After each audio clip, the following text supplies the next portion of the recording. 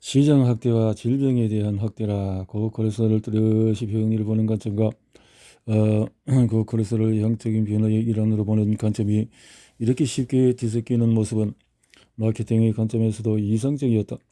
1985년 상품 개발의 한층이던 메바코의 마케팅 부서는 교과서의 취질 이상의 정의가 변화되고 NCF가 적극적으로 정상에 해당하는 기준 수치를 낮추려는 모습을 예의주시하고 있었다.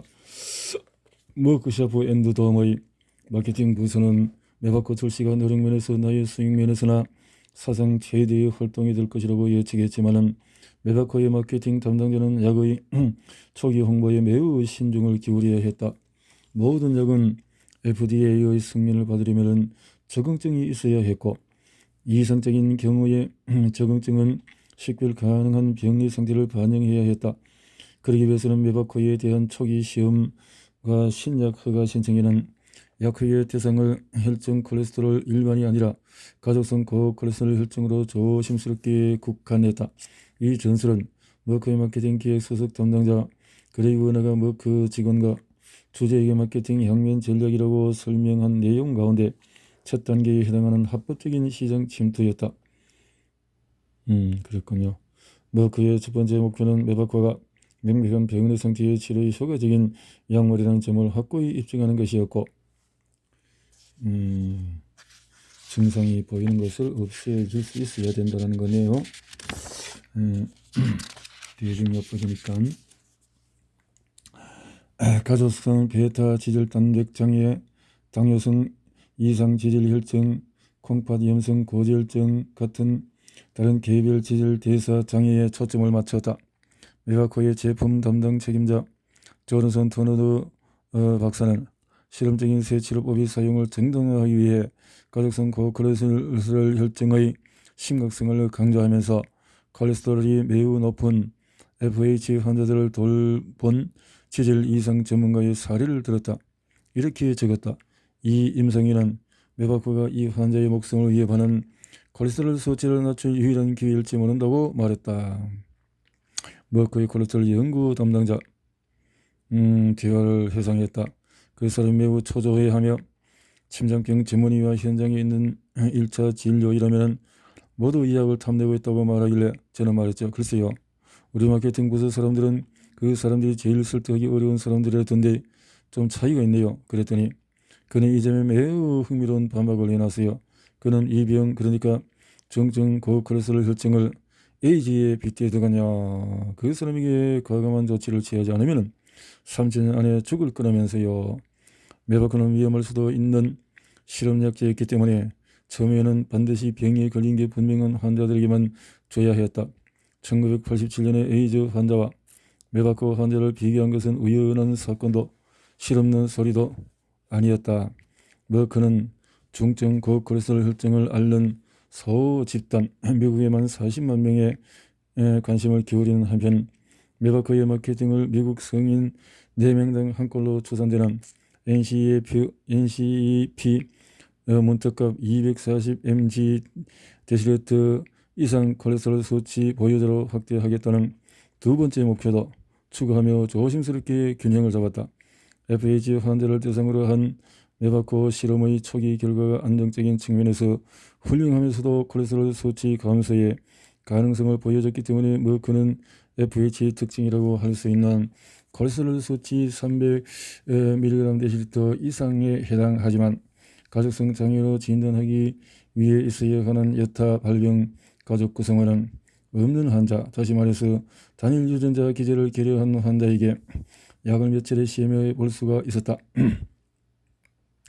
머크가 1986년 11월 최종 제출한 신약 허가 신청은 이런 단일 유전자 및 다유전자에 따른 중증 고콜레스테롤 혈증 환자 750명을 바탕으로 삼았다. 결과로 1987년 9월에 FDA가 메바코의 승인을 발표할 때 두 가지 적응증이 모두 포함이 되었다. 두 적응증이 포함된 덕분에 메바코를 출시할 때의 편의에 따라서 신약 홍보에 애매한 용어를 쓸 수가 있었다. 메바코의 출시를 알리는 머크의 보도 자료에는 약의 정체성을 논평할 수 있는 머크 후원의 연구자 명단과 전화번호 목록도 담겨 있었다. 이 연구자들은 1987년 무렵에 의학계에서 출세 여부를 판가름하는 기준으로 점점 더 많이 사용되던 학계 산업계 이중 시민권을 보여주는 눈에 띄는 본보기이다.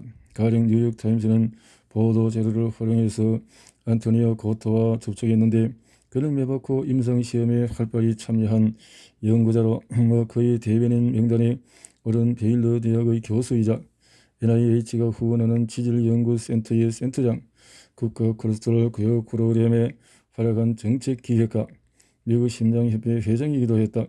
고토는 메바코가 충분히 시험을 거쳤으며 FDA가 콜레스테롤 수치 300mg 데시리터 이상인 중증 지질 이상만을 대상으로 메바코를 승인했다고 발표했지만 그와 동시에 자신이라면 다른 수단으로 콜레스테롤을 줄일 수 없을 경우에 정상 분포 곡선의 상위 10% 선인 콜레스테롤 수치 260mg 데시리터를 넘어서는 모든 40대 성인에게 약을 기꺼이 처방하겠다는 뜻도 밝힐 수가 있었다.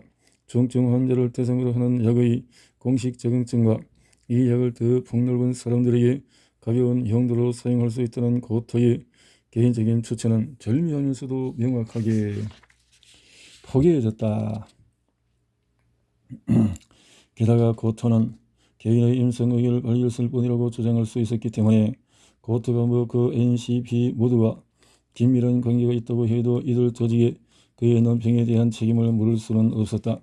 메바코는 미국 심장협회 회장 고토와 같은 강력한 외계 인물을 통해서 어떤 불이익도 없이 레벨 외의 용도로 광범위하게 사용이 정의될 수 있었다. 레벨 외 형고는 약의 시장을 확장하는 성공적인 기법이었고 이미 1988년부터 다량의 메바코가 처방됐던 점을 보면 일찌감치 메바코의 레벨 외의 사용이 만연해 있었음을 알 수가 있다. 하지만 그는 NCP 지침에서 치료가 가능하다고 한 더 넓은 잠재적인 시장을 확보하려면 환자를 대상으로 한 대규모 임상시험 자료가 필요하다는 점을 알고 있었다. 업계에서는 이미 메바코 승인 발표가 나기 전부터 성인 집단에 더 일반적으로 적용할 수 있도록 FDA 승인 적용증을 확대하려는 시판 후 계획을 진행하고 있었다. 오성연구는 1980년대 후반 치료법의 지형에서 점차 두드러지게 되는 시판 후 임상 시험에 머크가 붙인 이름이었다. 이렇게 가족성 고콜레스테롤 혈증같이 명백한 병리 상태를 대상으로 삼은 초기 메바코 임상시험과 달리 이 시판 후 조사는 NCP 지침에서 설정한 인구 집단 문턱값을 활용해 메바코가 비정상적으로 높은 콜레스테롤을 치료할 때 어떤 역할을 하는지 분명히 밝혔다. 머크의 첫 메바코 5상 시험은 엑셀이라고 불렸다. 엑셀은 로버스틴 확대 임상 가치 평가의 준말로 시험이 끝날 즈음에는 공복 혈장 초음 콜레스테롤 수치가 다소 높은 피험자 8,000명 이상이 참여했다.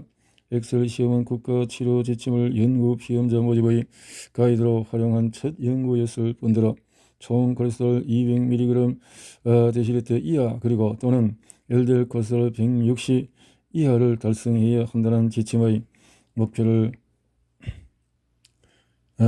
종말점으로 삼았다는 점에서 더 독특했다. 1991년 이 연구는 메바코를 복용한 비험자의 압도적인 다수가 NCP에서 설정한 LDL 콜레스테롤 수치를 달성할 수 있었다며 성공을 선포했다.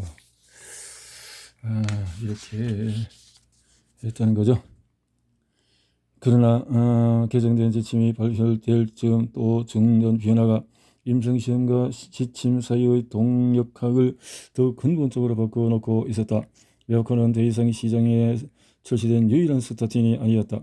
1991년 브리스톨 마이어스 키브가 미국에서 구할 수 있는 두 번째 스타틴인 브라바코를 출시하고 거의 동시에 머크에서 자세히 두 번째 약 조코를 출시하면서 콜레스테롤 임상시험의 지형은 야심차게 팽창하던 독점 시장에서 이미 걸린 판돈 만 10억 달러쯤 되는 시장을 놓고 치열하게 각축이 벌어지는 무대로 변모했다.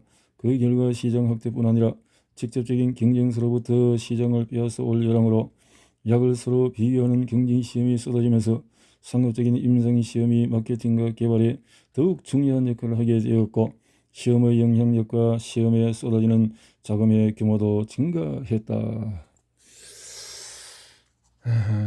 경쟁시장의 임상시험 적응증 지침은 엑셀은 상업적인 임상시험이 어떻게 지침을 승인하고 그것을 더 잘 실질적인 형태의 임상 지식으로 구체화할 수 있는지를 보여주는 본보기로 빠르게 자리 잡았다. 그러나 2세대 대규모 스타팅 시험은 점점 더 지침 자체를 만들어내는 형태로 영향력을 발휘하게 되었다. 1990년대의 스타팅 시험은 이제 산업계에서 돈을 낸 사람이 임상지식 생산의 질서에서 중요한 역할을 떠맡게 되었음을 극적으로 보여주는 독특한 사례다. 엑셀 시험은 머크의 지원 아래 캔자스 대학, 루이지애나 또 베일러 대학 같은 데서 이루어졌지만 연구 실행의 책임은 계약을 통해서 리서치 트라이앵글 파크 내에 있는 클리니컬 리서치 인터내셔널이라는 소규모 회사에 위탁했다.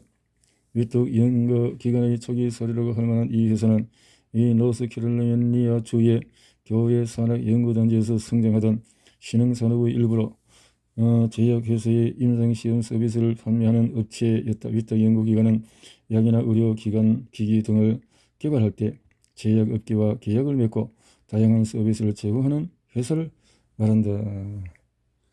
그래서 최고의 그 당시에 클리브랜드라든가 하버드라든가 존 홉킨스 이런 데서 한 것은 아니었죠. 시야로의 급부상은 대규모의 시판의 임상시험에 대한 수요가 증가하는 상황, 그리고 혈중 콜레스테롤 증가처럼 미묘하거나 증상이 없는 상태에 대한 약제의 효능을 보여주기 위해 이런 시험의 규모가 커져야 하는 상황을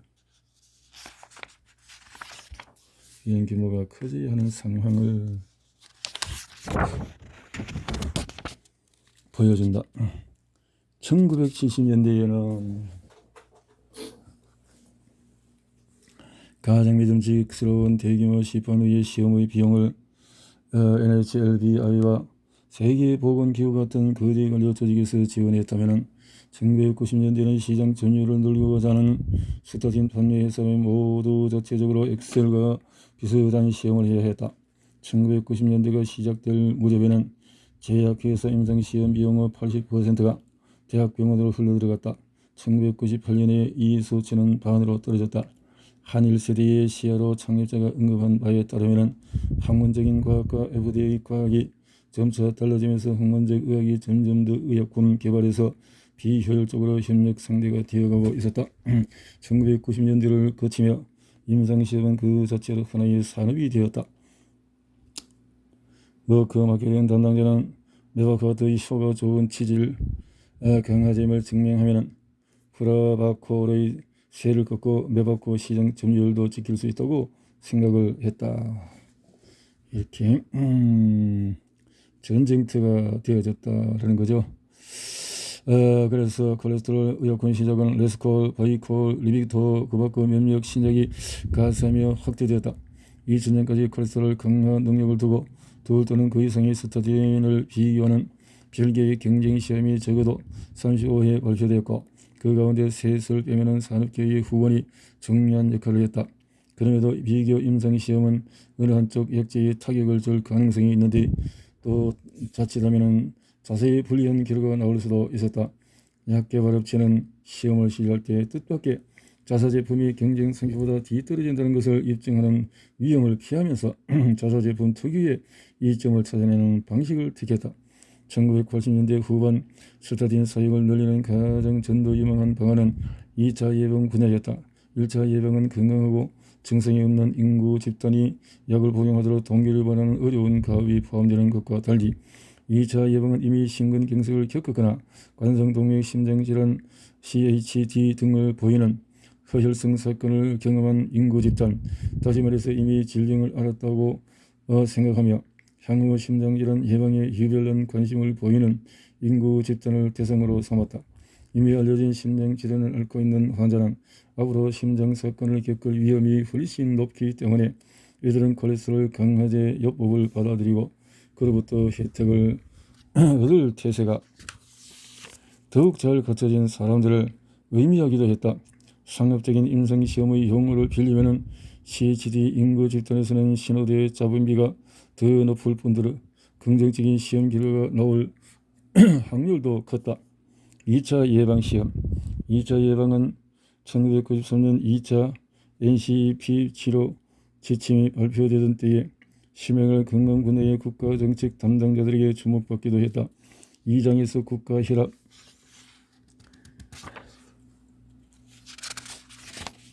치료 지침 JNC를 통해서 봤듯이 치료 지침은 나올 때마다도 치료 가능한 총 인구 집단을 확대하는 경향이 있었다. 그러나 고혈압과 정상 혈압을 구분하는 기준 수치를 계속 낮추면서 치료 가능한 고혈압 환자의 전체 규모를 늘렸던 JNC 계열 지침과 달리 1987년부터 93년 사이의 NCP 지침에서는 콜레스테롤 수치가 적절한 경우와 약간 높은 경우를 나누는 핵심 기준 수치의 변동이 없었다. ATP2는 정상 콜레스테롤과 고콜레스테롤의 문턱값을 바꾸기보다 총 혈중 콜레스테롤의 측정이 별로 의미가 없는 간상동맥 심장질환 환자를 별도의 집단으로 분리하려 애썼다. 심장병 환자에 대한 치료는 총 혈중 콜레스테롤이 아니라 지질단백질 분율에 따라서 이루어져야 했고 이 분율의 측정은 1차 예방 고위험군에만 권장이 되어졌다. 이번 대결의 승자는 머크였지만 승리를 거둔 메바코가 아니었다. 경쟁하던 여러 스타팅 가운데 2차 예방시험 결과가 최초로 발표된 약은 메바코보다 효능은 좋지만 더 알려져 있고 그만큼 팔리지도 않던 머크의 신제품 조코 심바스타틴이었다. 뭐 이렇게 뭐 이름은 달라도 다 그게 거기서 거기라는 거죠. 조크와 프라바콜에 대한 반응은 상업적인 임상시험과 임상진료 지침 사이의 관계가 바뀌었음에도 보여줬다. 1차 예방시험, 2차 예방시험이 치료 적응증 확대와 국가 지침 범위 확대를 통해서 스타틴의 잠재 시장을 넓히는 데 성공하자 이와 유사대 1차 예방시장을 겨냥한 시험에 더 이목이 집중이 되었다. 1차 예방 결과를 향한 경쟁에서 제일 빨랐던 회사는 브리스톨 마이어스였다. 브라바콜의 1차 예방시험 결과는 뉴잉글랜드 의학 저널 또 미국 심장협회 학술 회의에서 동시에 발표됐으며 이와 함께 브라바콜이 처음으로 메바코의 중대한 승리를 거뒀다고 선언하는 기사도 월드스트리트 저널에 보도되며 홍보에 멋지게 성공했다. 이런 게 있었군요. 스위스랜드 서부 연구에서는 높은 콜레스테롤 및 LDL 콜레스테롤 수치를 보이지만 심장질환 병력이 없는 외면상 건강한 성인 남성 총 6,595명이 참여했고 이들은 약물권과 위약권으로 무작위 배정되어 5년 동안 시험 대상이 되었다. 1995년 5월 두 집단에서 통계적으로 유의미한 차이가 나타났다.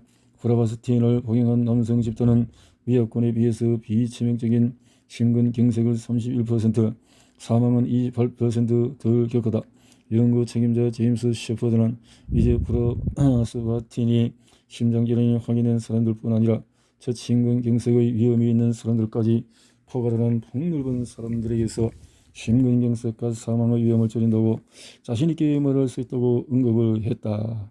스코틀랜드 경호가 프라바콜에 가져던 이익은 발표 직후의 유명세에 그치지 않았다. 이렇게 프라바콜이 1차 심근경색 예방을 도와드립니다. 이렇게 해서 나왔다.